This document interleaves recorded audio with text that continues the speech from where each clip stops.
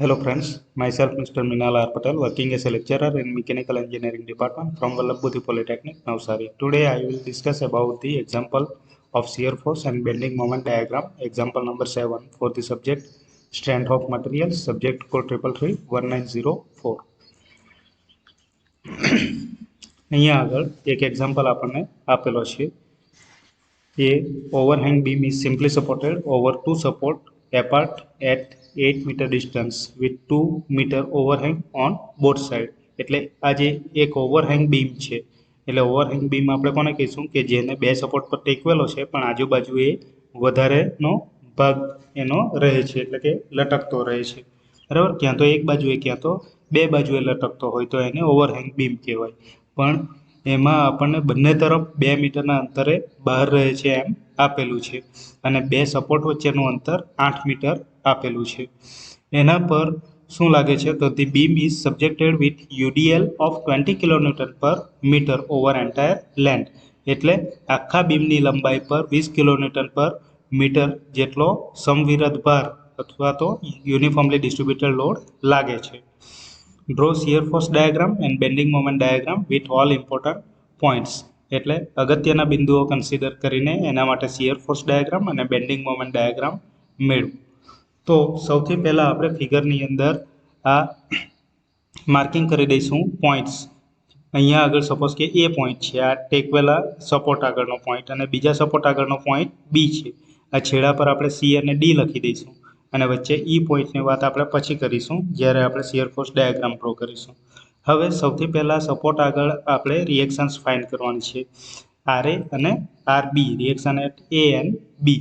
તો અહીંયા આપણે જોઈ શકીએ છીએ કે આ જે બીમ છે એને સપોઝ કે અહીંયાથી કટ કરવામાં આવે તો બંને બાજુએ એક સરખા ભાગ થાય છે. મીન્સ કે આ બીમ જે છે તે સિમેટ્રિકલ બીમ છે.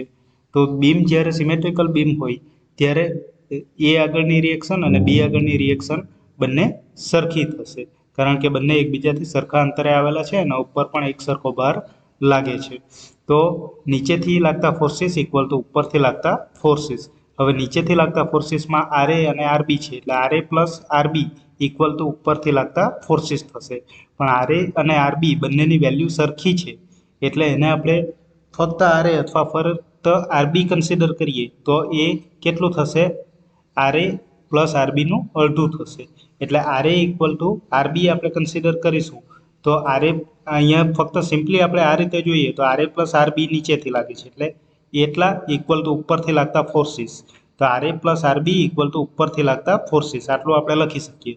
પણ આને જો આર એ પ્લસ આર બીની જગ્યાએ આપણે ઇક્વલ ટુ લખીએ, કારણ કે આર એ અને આર બી બંને સરખા જ હશે તો એને શું કરવું પડશે, ડિવાઈડ કરવું પડશે. એટલે આખો જે લોડ લાગે છે તેના ઉપરથી જેટલો લોડ લાગે છે એનો અડધો લોડ અહીંયા લાગે છે અને અડધો લોડ અહીંયા લાગે છે. એટલે આપણે R A equal to R B equal to total load by 2 લખીશું. તો ઉપરથી લાગતા લોડ કયા કયા છે તો ઉપર ફક્ત આ જ લોડ લાગે છે 20 કિલોન્યુટન પર મીટર. પણ એને જો હું આ યુડીએલને પોઈન્ટ લોડમાં કન્વર્ટ કરીશ તો શું થશે કે આ 20 ઇન્ટુ કેટલી લંબાઈ પર લાગે છે તો આ 2, આ 8 અને આ ફરીથી પાછા 2 એટલે ઇન્ટુ 12, એટલે 20 ઇન્ટુ 12 જેટલો પોઈન્ટ લોડ અહીંયા આગળ લાગે છે એમ આપણે કન્સિડર કરી શકીએ.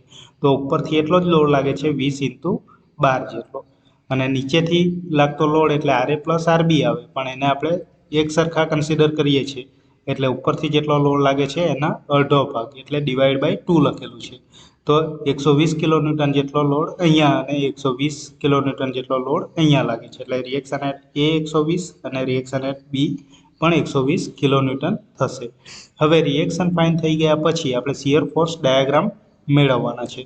તો શિયર ફોર્સ ડાયાગ્રામ એનો આ રીતનો આવશે. એ કઈ રીતે આવે છે એ આપણે કેલ્ક્યુલેશનમાં જોઈએ. તો શિયર ફોર્સનું કેલ્ક્યુલેશન કરવા માટે આપણે ડાબા છેડાથી સ્ટાર્ટ કરીશું, એટલે કે સી પોઈન્ટ પરથી સ્ટાર્ટ કરીશું અને ધીમે ધીમે આગળ વધતા જઈશું. તો પહેલાં સી આગળ કેટલો લોડ છે તો અહીંયા આગળ કોઈ પણ લોડ લાગતો નથી, એટલે shear force at C equal to 0 થશે. અથવા એફ એટ સી આપણે લખીશું એફ સી, અથવા તો shear force at C equal to 0.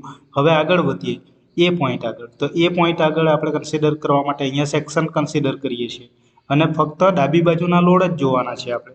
તો ડાબી બાજુએ તો ફક્ત આટલો જ લોડ લાગે છે, તો આટલો લોડ એટલે કેટલો? તો આ યુડીએલને જો મારે કાઢી નાખવો હોય તો અહીંયા 20, આ જે 20 છે એ 20 ઇન્ટુ આટલું ડિસ્ટન્સ એટલે ઇન્ટુ 2, 20 ઇન્ટુ 2 જેટલો પોઈન્ટ લોડ આટલા ભાગના સેન્ટરમાં લાગે છે એમ કન્સિડર કરી શકીએ. આ યુડીએલને કાઢવા માટે 20 ઇન્ટુ આ ડિસ્ટન્સ ઇન્ટુ 2 જેટલો પોઈન્ટ લોડ અહીંયા લાગે છે. તો એની આગળ ડાબી બાજુએ કયા કયા લોડ છે? તો આ 20 ઇન્ટુ 2 જેટલું. તો 20 ઇન્ટુ 2 એટલે 40 થશે, પણ એ નેગેટિવ લેવાશે કારણ કે સેક્શનની ડાબી બાજુએ તો ઉપર હોય તો પોઝિટિવ આવે, જ્યારે અહીંયા આગળ આ નીચે લોડ લાગે છે એટલે આપણે માઇનસ લઈએ છીએ, અને એ આગળ બીજો 120 કિલોન્યુટનનો લોડ ઉપર લાગે છે એટલે એને આપણે પ્લસ 120 લઈશું, એટલે આપણો આન્સર 80 કિલોન્યુટન આવશે. હવે અહીંયા સુધીનું કેલ્ક્યુલેશન આપણું થઈ ગયું છે એ બિંદુ સુધીનું. હવે આગળ વધીએ બી બિંદુ સુધી. તો બી પોઈન્ટ સુધીમાં ડાબી બાજુએ કેટલા લોડ લાગે છે? તો અહીંયા સુધી તો આપણો 80 થઈ ગયેલો છે, તો એ 80ને આપણે અહીંયા લખી દઈશું. પછી આટલેથી આટલા ભાગમાં બાકી છે, તો આટલા ભાગમાં પાછો યુડીએલ લાગે છે, તો એ યુડીએલને આપણે પોઈન્ટ લોડ તરીકે કન્સિડર કરીએ તો 20 ઇન્ટુ આટલું ડિસ્ટન્સ, એટલે આ ડિસ્ટન્સ 8 જેટલું છે એટલે 20 ઇન્ટુ 8, અને એ પણ નીચે તરફ લાગે છે. તો શિયર ફોર્સ માટે તો સેક્શનની ડાબી બાજુએ ઉપર લોડ લાગતો હોય તો પોઝિટિવ આવે, અહીંયા તો નીચે લાગે છે એટલે આપણે માઇનસ મૂકીશું. પછી બી આગળ એક બીજો 120નો લોડ ઉપર લાગે છે તો ઉપરની બાજુએ પોઝિટિવ આવે, સેક્શનની ડાબી બાજુએ ઉપરની બાજુએ પોઝિટિવ એટલે પ્લસ 120 કરીશું એટલે 40 કિલોન્યુટન મળશે. એ જ રીતે આગળ વધીએ ડી આગળ. તો અહીંયા સુધીનું કેલ્ક્યુલેશન આપણું થઈ ગયું છે, અહીંયાથી અહીંયા સુધી. તો બાકી કયું છે? હવે ખાલી આટલું જ બાકી છે. તો ડી આગળ બીજો લોડ કયો લાગે છે? આ લોડ લાગે છે. અહીંયા સુધી તો આપણો 40 લાગતો હતો, એ 40 તો આપણે લખી દઈશું, પણ આટલા ભાગમાં બીજો કેટલો લાગે છે? તો આટલો 20 ઇન્ટુ 2 આ ડિસ્ટન્સ જેટલો, બરાબર, એટલો પોઈન્ટ લોડ અહીંયા લાગે છે એમ કન્સિડર કરી શકીએ. આ યુડીએલને કાઢી નાખવું હોય તો 20 ઇન્ટુ 2 જેટલો લોડ અહીંયા સેન્ટર પર લાગે છે, તો 20 ઇન્ટુ 2 એટલે 40, અને નીચે લાગે છે સેક્શનની ડાબી બાજુએ તો ઉપર લાગતો હોય તો પોઝિટિવ આવે, પણ અહીંયા નીચે લાગે છે એટલે આપણે માઇનસ લઈએ છીએ, એટલે 40 માઇનસ 40 ઇક્વલ ટુ 0 થશે. હવે એના પરથી આપણે શિયર ફોર્સ ડાયાગ્રામ પ્લોટ કરીશું. તો સી આગળ આપણું 0 પોઈન્ટ આવશે એટલે અહીંયા આગળ બેઝ લાઇન ડ્રો કરીશું. આ આપણી સીની લાઇન, આ એની લાઇન, આ ઈની લાઇન, ઈની લાઇન પછી મળશે આ બીની લાઇન અને આ ડીની લાઇન. તો સી આગળ 0 છે, એ આગળ 80 એટલે બેઝ લાઇનથી 80 જેટલું ઉપર એક પોઈન્ટ માર્ક કરી દઈશું. બી આગળ 40 છે એટલે બી આગળ 40 આપણે અહીંયા માર્ક કરીશું, ઉપર છે એટલે 40, અને ડી આગળ 0 એટલે અહીંયા આગળ માર્કિંગ કરી દઈશું. હવે આપણે જોઈન કરીશું લાઇનને. તો એ કઈ રીતે જોઈન કરીશું? તો શિયર ફોર્સ ડાયાગ્રામમાં જો યુડીએલ લાગતો હોય આપણો તો એને એ લાઇનને શિયર ફોર્સ ડાયાગ્રામમાં ત્રાસી લાઇન વડે દર્શાવાશે. જો કોઈ લોડ નહીં લાગતો હોય તો સીધી લાઇન આવે, પણ અહીંયા આગળ આટલેથી આટલા ભાગમાં યુડીએલ છે એટલે એ ત્રાસી લાઇન આવશે. હવે આપણે તો 80નો પોઈન્ટ માર્ક કરેલો છે, તો અહીંયાથી ડાયરેક્ટલી આમ જોઈન નથી કરવાની લાઇન, પણ અહીંયાથી આ રીતે જોઈન કરેલી છે. કેમ? કારણ કે એ પોઈન્ટ આગળ બીજો પણ 120 ન્યૂટનનો ઊભો લોડ લાગે છે, એટલે આટલા ભાગમાં યુડીએલ લાગ્યા પછી બીજો 120નો ઊભો લોડ લાગે છે, પછી એની વેલ્યુ 80 થશે, એટલે આ ઊભો લોડ 120નો આપણે બતાવવાનો છે. અહીંયા આગળ 80નું પોઈન્ટ આપણે માર્ક કરેલું છે, તો આ 80 ડિસ્ટન્સ અને 40 જેટલું બીજું અહીંયા બતાવવું પડે, એટલે 40 પર પોઈન્ટ માર્ક આપણે કરવું પડે, તો જ આટલું 120 થશે, બરાબર છે. અથવા અહીંયાથી જોવું હોય તો 0 પછી યુડીએલ લાગે છે આટલેથી આટલા ભાગમાં એટલે -40, એટલે -40 થાય છે, એટલે નીચેની બાજુએ -40, નીચેની બાજુએ 40 મૂકી દઈશ, એને જોઈન કરીશ. પછી 120 જેટલો ઊભો લોડ લાગે છે એટલે 120 જેટલી ઊભી લાઈન આપણે ખેંચી લઈશું, બરાબર. પછી અહીંયાથી આપણને આ પોઈન્ટ 40 છે, તો અહીંયાથી ડાયરેક્ટલી 40 જોઈન નથી કરવાનું. કેમ? કારણ કે અહીંયા પણ બી પોઈન્ટ આગળ 120 જેટલો ઊભો લોડ લાગે છે, પછી એની વેલ્યુ 40 કિલોન્યુટન થાય છે. એટલે આજે 40નું પોઈન્ટ મળેલું છે તે ક્યારે મળેલું છે? 120 કિલોન્યુટનનો લોડ લાગ્યા પછી, એટલે અહીંયાથી ઊભો લોડ 120નો બતાવવો પડશે, એટલે અહીંયાથી 40, તો આ 80 જેટલું ડિસ્ટન્સ નીચે હશે એટલે અહીંયા આગળ પોઈન્ટ માર્ક કરીશું, અને પછી આને ત્રાસી લાઈન વડે દર્શાવીશું, અને પછી આ ઊભી લાઈન દર્શાવીશું. આટલા ભાગમાં યુડીએલ લાગે છે એટલે ત્રાસી લાઈન આવશે અને પછી ઊભી લાઈન આવશે. અથવા આના પરથી આપણે જોઈએ તો 80 જેટલો તો હતો જ આપણો લોડ, પછી -20 ઇન્ટુ 8 જેટલો લોડ આટલા ભાગમાં લાગે છે, એટલે -20 ઇન્ટુ 8 એટલે 160 થશે આપણો. તો અહીંયા તો 80 હતો તો 80 કરતાં આટલું 80 અને આટલું 80 બીજું એટલે 160 થઈ જાય, નીચેની બાજુએ પાછો 160 જેટલો જશે એટલે એ 80 અહીંયા આવશે. તો એને આપણે જોઈન કરીશું, પછી 120 જેટલો ઉપર લાગે છે એટલે 120 જેટલો ઉપર લઈશું અને પછી ડી પોઈન્ટ આગળ કેટલો લાગે છે તો ડી પોઈન્ટ આગળ 0 છે તો આટલેથી યુડીએલ લાગે છે આટલા ભાગમાં એટલે એને આપણે આ રીતે જોઈન કરી દઈશું અને 0 પોઈન્ટ પર કનેક્ટ કરીશું. એટલે આ થયો આપણો શિયર ફોર્સ ડાયાગ્રામ.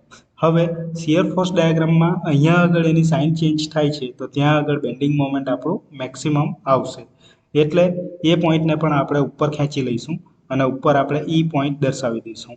હવે આપણે બેન્ડિંગ મોમેન્ટ ફાઇન્ડ કરવાના છે તો બેન્ડિંગ મોમેન્ટ માટે પણ કેલ્ક્યુલેશન કરતી વખતે આપણે આ સિમ્બોલ અહીંયા આગળ ડ્રો કરી દઈએ છીએ. સેક્શનની ડાબી બાજુએ ક્લોકવાઇઝ પોઝિટિવ અને જમણી બાજુએ એન્ટી ક્લોકવાઇઝ હોય તો પોઝિટિવ આવશે.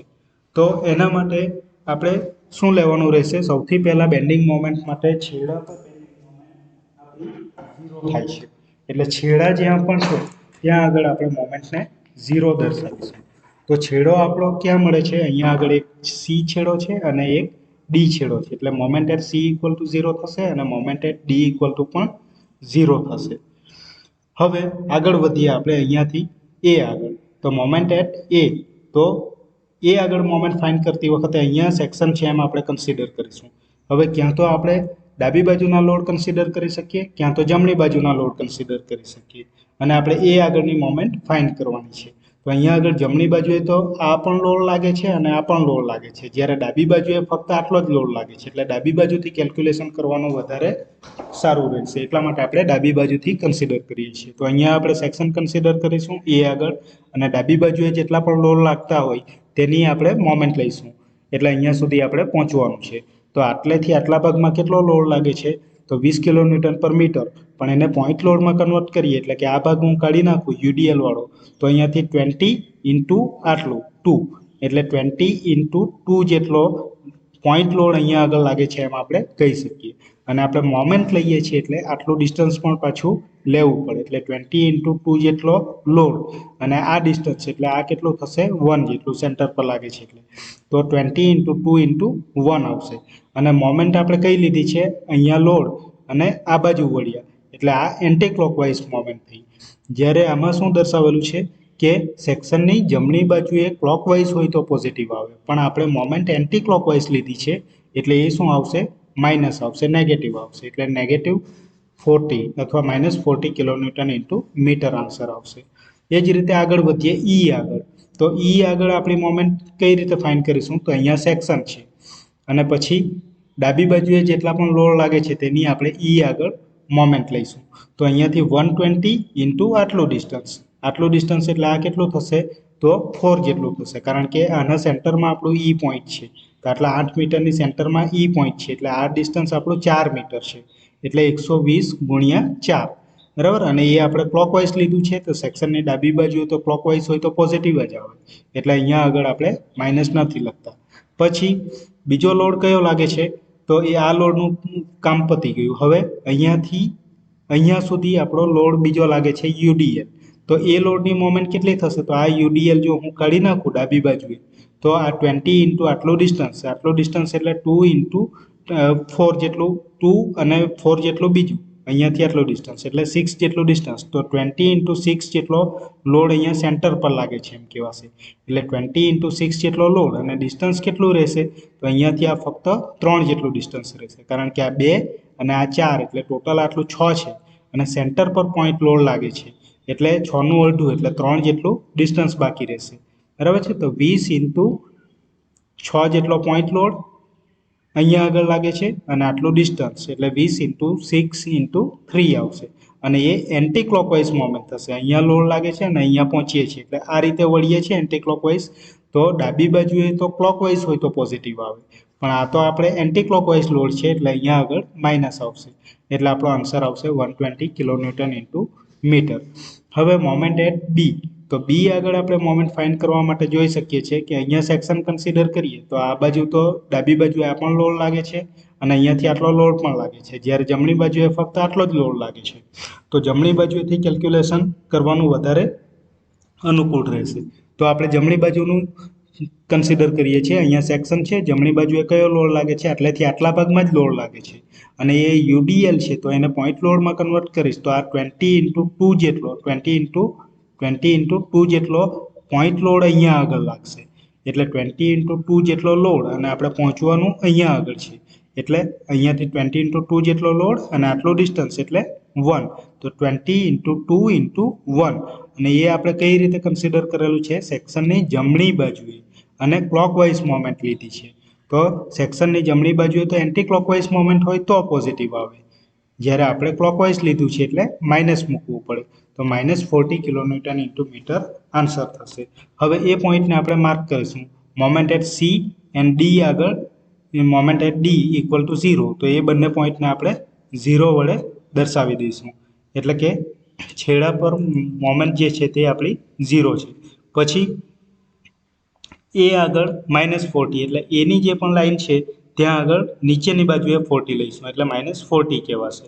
ઈ આગળ 120 એટલે ઈની જે લાઈન છે આપણી આ ઊભી લાઈન તેના પર 120 જેટલું ઉપર લઈશું, પોઝિટિવ છે એટલા માટે. અને બી આગળ -40 છે તો બી આગળ જે લાઈન છે ત્યાં આગળ આપણે -40 એટલે નીચેની બાજુએ 40 લઈશું. પછી એ પોઈન્ટને આપણે જોઈન કરી દઈશું. તો શિયર ફોર્સ ડાયાગ્રામમાં જો આડી લાઈન આવતી હોય તો અહીંયા આગળ ત્રાસી લાઈન આવે, પણ અહીંયા તો શિયર ફોર્સ ડાયાગ્રામમાં જ ત્રાસી લાઈન આવે છે. તો અહીંયા આગળ શું આવશે, કર્વ આવશે. બેન્ડિંગ મોમેન્ટ ડાયાગ્રામમાં કર્વ આવશે. આટલેથી આટલા ભાગની અંદર આપણી શિયર ફોર્સ ડાયાગ્રામમાં ત્રાસી લાઈન છે તો એ પણ અહીંયાથી આટલા ભાગમાં કર્વ આવશે. ફરી અહીંયાથી આટલા ભાગમાં ત્રાસી લાઈન છે તો એટલા ભાગમાં કર્વ આવશે. અને આટલા ભાગમાં પણ ત્રાસી લાઈન છે એટલે એ પણ આપણો કર્વ મળશે. તો નીચેનો ભાગ જે છે તે નેગેટિવ કહેવાશે, ઉપરનો ભાગ જે છે તે પોઝિટિવ કહેવાશે. હવે ધારો કે આપણે પોઈન્ટ ઓફ કોન્ટ્રાફ્લેક્સર ફાઇન્ડ કરવાનું છે. તો પોઈન્ટ ઓફ કોન્ટ્રાફ્લેક્સર કોને કહીશું, તો જ્યાં આગળ બેન્ડિંગ મોમેન્ટ એની સાઇન ચેન્જ કરે, પોઝિટિવ ટુ નેગેટિવ અથવા નેગેટિવ ટુ પોઝિટિવ થાય તેને આપણે પોઈન્ટ ઓફ કોન્ટ્રાફ્લેક્સર કહીએ છીએ. તો અહીંયા જે બેન્ડિંગ મોમેન્ટ આપણો નેગેટિવ હતો એ અહીંયાથી પોઝિટિવ થાય છે એટલે આ પોઈન્ટને પોઈન્ટ ઓફ કોન્ટ્રાફ્લેક્સર કહીશું. અહીંયા આગળ પણ બેન્ડિંગ મોમેન્ટ પોઝિટિવમાંથી નેગેટિવ થાય છે તો આ પણ આપણો પોઈન્ટ ઓફ કોન્ટ્રાફ્લેક્સર કહેવાશે. પણ આપણે સપોઝ કે આ ફાઇન્ડ કરીએ છીએ પહેલાં, તો એ પોઈન્ટ ઓફ કોન્ટ્રાફ્લેક્સર અહીંયાથી આટલું ડિસ્ટન્સે આવેલું છે એટલે આપણે આ ડિસ્ટન્સ ફાઇન્ડ કરવાનું છે. એટલે સી બિંદુથી આપણે એક્સ અંતર ધારી લઈએ છીએ એટલે એક્સ આપણે ફાઇન્ડ કરવાનું છે. સી બિંદુથી કેટલા અંતરે પોઈન્ટ ઓફ કોન્ટ્રાફ્લેક્સર છે તો એને આપણે એક્સ કન્સિડર કરીશું.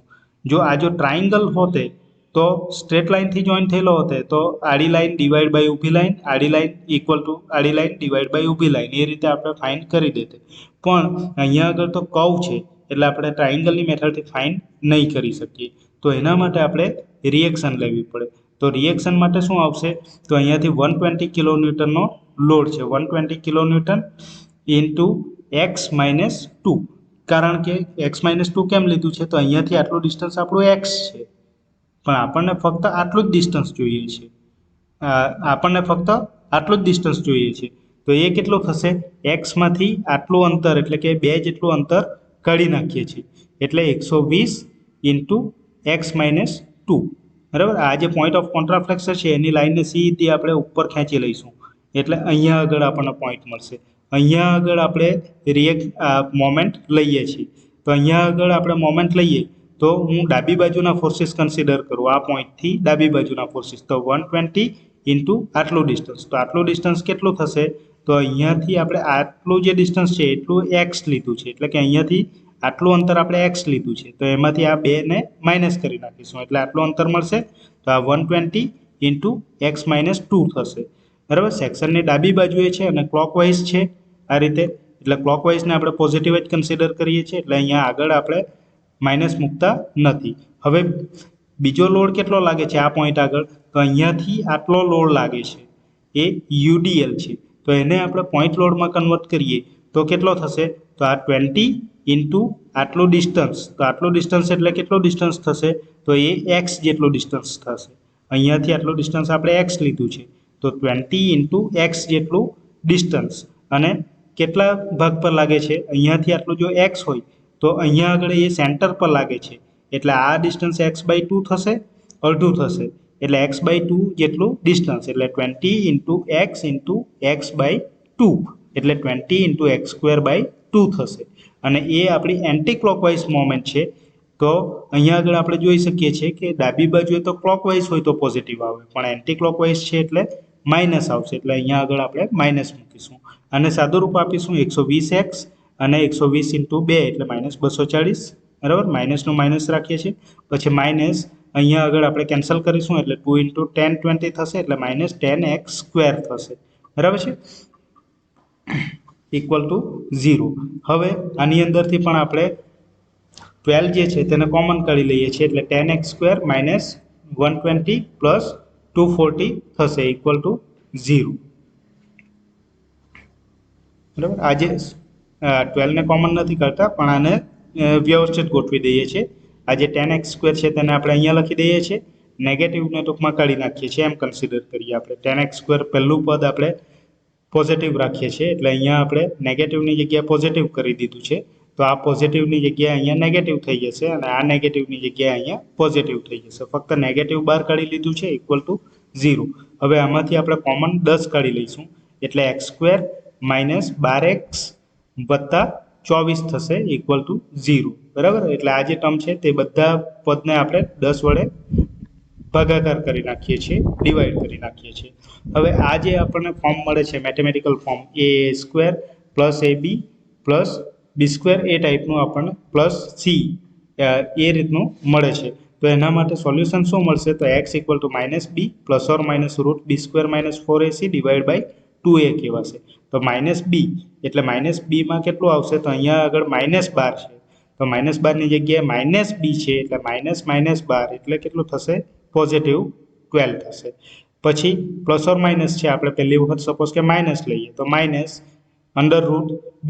એટલે આનો સ્ક્વેર, -12 નો સ્ક્વેર એટલે અહીંયા આગળ 144 આવશે. -4a કેટલો છે, a1 છે એટલે 1 મૂકીશું, અને c કેટલો છે 24 એટલે 24 મૂકી દઈશું, / 2 × a એટલે 1 છે, તો એને આપણે 1 લખી દઈશું. તો આને આપણે સાદુરૂપ આપીશું અને આન્સર ફાઇન્ડ કરીશું, એટલે 2.535 મીટર મળશે. પછી એક વખત આપણે પ્લસ લઈશું તો આપણને અહીંયાથી આટલું ડિસ્ટન્સ પણ મળી જશે. અત્યારે આપણે ફક્ત એક જ પોઈન્ટ ઓફ કોન્ટ્રાફ્લેક્સર ફાઇન્ડ કરીએ છીએ અહીંયા સુધીનું, એટલે c થી a 2.535 મીટરના અંતરે આવેલું હશે એમ કહી શકાય. Thank you.